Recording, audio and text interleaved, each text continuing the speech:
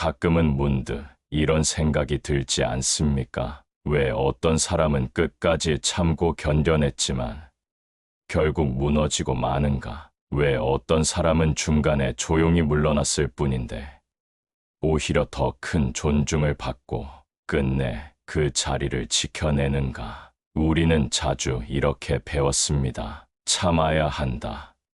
견뎌야 한다. 화를 내면 진다.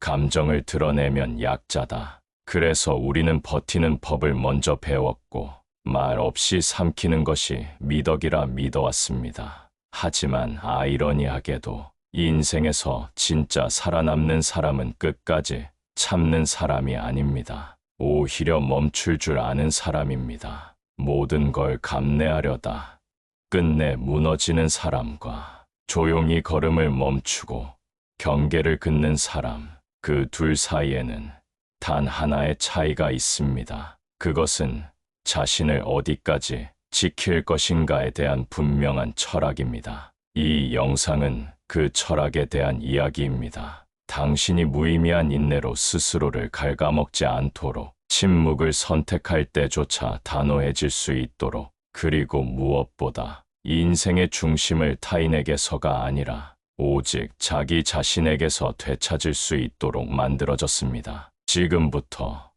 우리는 육아의 절제와 스토아 철학의 단호함, 그 고요하지만 강력한 지혜 속으로 들어갑니다. 당신이 멈추기로 결심한 그 순간부터 모든 것이 달라질 수 있다는 사실을 함께 알아가 봅시다. 멈춤은 무능이 아니라 고결함이다. 공자는 말했습니다. 군자는 의를 따르고 소인은 이익을 따른다. 이 짧은 말 속엔 인간의 태도에 대한 깊은 분별이 담겨 있습니다. 의는 단순히 옳고 그름을 넘어서 마땅히 그래야 하는 것을 아는 힘입니다. 그리고 이 의로움에 따라 사는 사람은 자신이 언제 움직여야 하고 언제 멈춰야 하는지를 압니다. 소리는 크지 않지만 영향력은 깊고 말은 짧지만 의미는 단단합니다. 그들은 불필요한 말에 휘둘리지 않고 감정의 경류 속에서 빠져들기보다는 물러나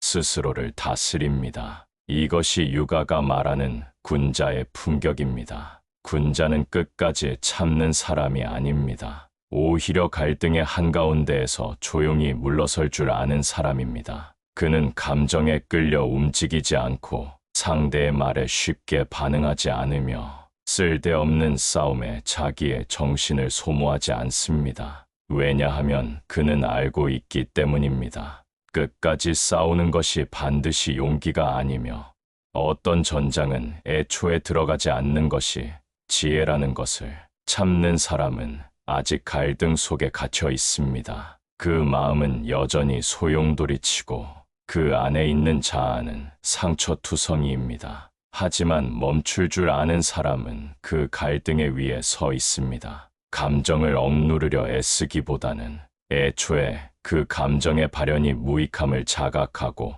선택적으로 물러섭니다. 여기서 멈춘다는 것은 회피가 아닙니다. 그것은 더 나은 나를 위해 지금의 나를 절제하는 고결한 선택입니다. 자기 감정의 조절자가 되는 것, 그리하여 아무 말도 하지 않는 침묵 속에서 오히려 가장 명확한 메시지를 던지는 것입니다. 이제 한번 스스로에게 물어보십시오. 당신은 얼마나 많은 날을 참아내며 살아왔습니까? 그 수많은 인내 끝에 당신은 온전한 당신으로 남아 있었습니까? 아니면 점점 당신 자신을 잃어가고 있었습니까? 끝까지 견디는 것이 꼭 미덕일까요? 어쩌면 제때 물러설 줄 아는 지혜가 진정 당신을 구할 수 있는 길이 아닐까요? 무감정이 아니라 자각의 선택이다. 마르쿠스 아우렐리우스는 이렇게 말했습니다. 밖에서 일어나는 일은 당신의 마음을 해치지 않는다. 당신의 판단만이 당신을 해칠 수 있다. 이 말은 단순한 위로가 아닙니다. 그것은 스토아 철학 전체를 관통하는 핵심 통찰이기도 합니다. 우리는 흔히 타인의 말 때문에 상처를 받았다고 생각하고 누군가의 행동 때문에 분노가 치밀었다고 말합니다. 하지만 정말로 우리를 다치게 한 것은 그 말이나 행동 자체가 아니라 그것을 해석한 나의 판단입니다. 스토아 철학은 감정의 억제를 강요하지 않습니다. 그들은 감정을 부정하지 않습니다. 다만 이렇게 묻습니다. 당신은 그것을 다룰 수 있는가? 진짜 강함은 감정이 없는 데에 있는 것이 아니라 감정이 올라올 때 그 감정에 끌려가지 않고 그 순간을 바라볼 수 있는 자각에 있습니다. 침묵이 곧 무기력은 아닙니다. 말하지 않는다고 해서 약한 것이 아니며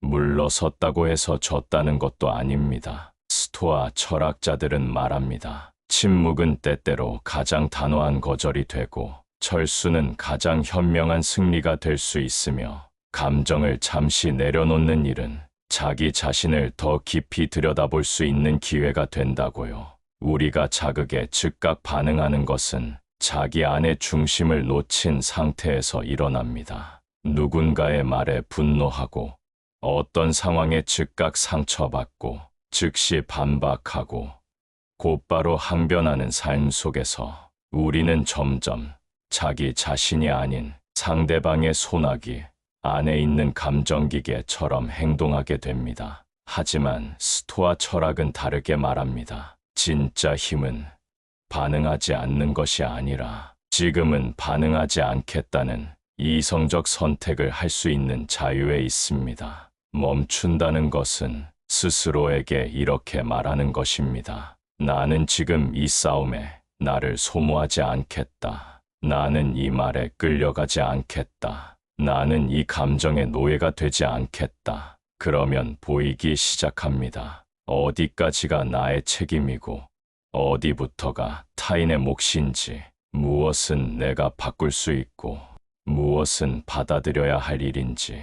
스토아의 가르침은 단순합니다. 반응 대신 사유를, 충동 대신 자각을, 감정 대신 중심을 선택하라는 것입니다. 그것이 진정한 자유이고 그 자유 속에서 우리는 더 이상 참는 인간이 아니라 제때에 멈출 줄 아는 인간이 될 수 있습니다. 그리고 그때 비로소 당신은 타인의 인정이 아닌 스스로의 존엄 위에 서게 될 것입니다. 참는 사람은 끝까지 버텨냅니다. 마지막까지 말하지 않고 감정을 억누르며 자신을 조용히 밀어붙입니다. 그들은 견디는 자신을 자랑스럽게 여깁니다. 속이 끓어도 말하지 않는 자신, 분노가 올라와도 억제하는 자신, 그렇게 끝까지 감정을 참아내는 그 인내심이 자신을 더 강하게 만든다고 믿습니다. 하지만 과연 그럴까요? 그들은 모릅니다. 그 인내의 끝에서 자신이 얼마나 무너지고 있는지를. 조용히 참는 사이 속은 썩어가고 표정은 굳어가며 자신의 감정은 어디로 갔는지조차 잊혀져 갑니다. 왜냐하면 그들은 참고 있다는 그 사실에 취해 있기 때문입니다. 나는 참았어. 나는 끝까지 버텼어. 나는 좋은 사람이야. 이러한 자기 이미지는 때때로 진실을 가립니다. 자신은 옳다는 확신, 나는 착한 사람이라는 믿음, 그리고 언젠가는 누군가가 나를 이해해 줄 거라는 막연한 기대, 이 세 가지가 자신을 버티게 만든다고 착각합니다. 하지만 현실은 냉정합니다. 당신이 끝까지 참는다고 해서 세상은 당신을 구해주지 않습니다. 오히려 사람들은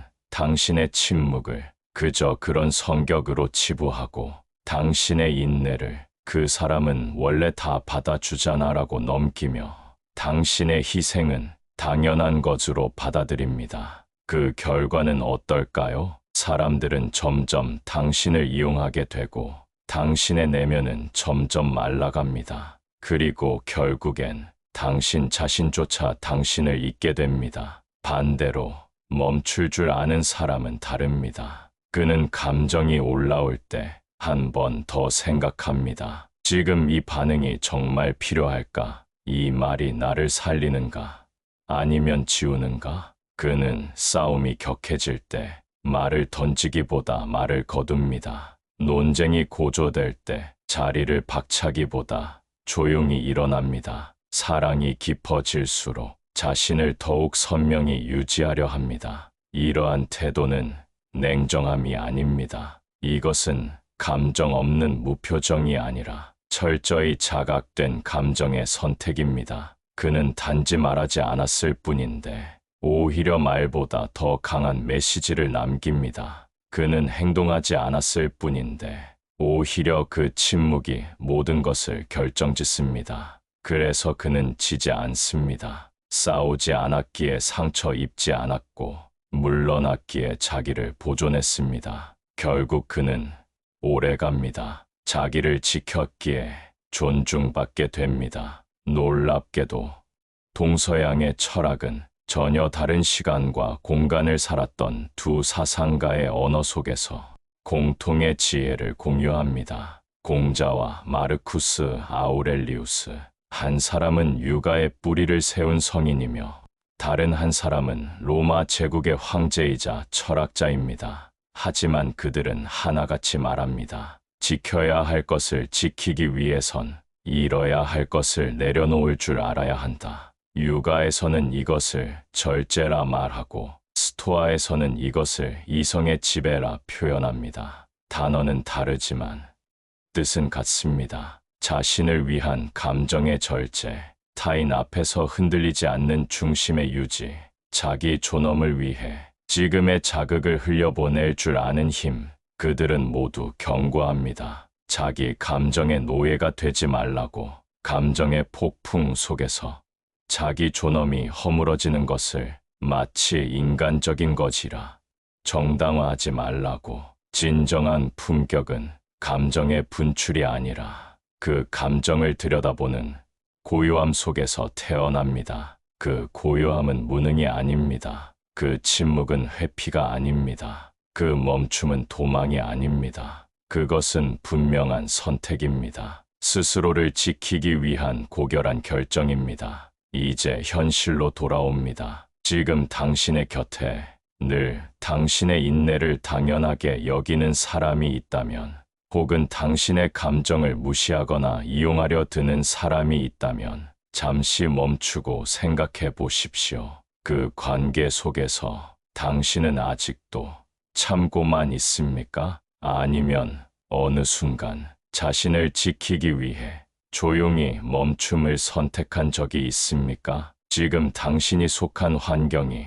끊임없이 감정적으로 당신을 시험하고 있다면 거기서 당신은 침묵할 수 있습니까? 자신을 잃지 않기 위해 그 감정을 흘려보낼 수 있습니까? 이건 단순한 인내가 아닙니다. 이건 자기 존재를 지켜내는 절제된 용기입니다. 당신은 결코 약해서 멈추는 것이 아닙니다. 오히려 강하기에 멈추는 것입니다. 당신은 포기해서 물러서는 것이 아닙니다. 자신이 더는 손상되지 않도록 스스로를 보호하기 위해 물러서는 것입니다. 멈추는 순간, 비로소 당신은 당신을 바라볼 수 있습니다. 그 침묵 속에서 당신은 스스로의 존엄을 되찾기 시작합니다. 마지막으로 당신에게 가장 조용하지만 가장 강한 질문을 던지고 싶습니다. 당신은 참는 사람으로 남을 것입니까? 아니면 멈출 줄 아는 사람으로 성장할 것입니까? 끝없는 인내 속에서 자신을 잃어가는 삶과 제때의 멈춤으로 자신을 지켜내는 삶, 이 둘 중 어떤 쪽을 택하든 당신은 대가를 치르게 됩니다. 하지만 후자의 길, 즉 멈출 줄 아는 사람의 길을 걷는다면 그 대가는 곧 당신의 존엄과 자유로 돌아올 것입니다. 지금 당신의 고요한 결단이 당신의 삶을 바꿔줄 것입니다. 그리고 그 침묵은 당신 인생의 가장 강력한 시작이 될 수 있습니다.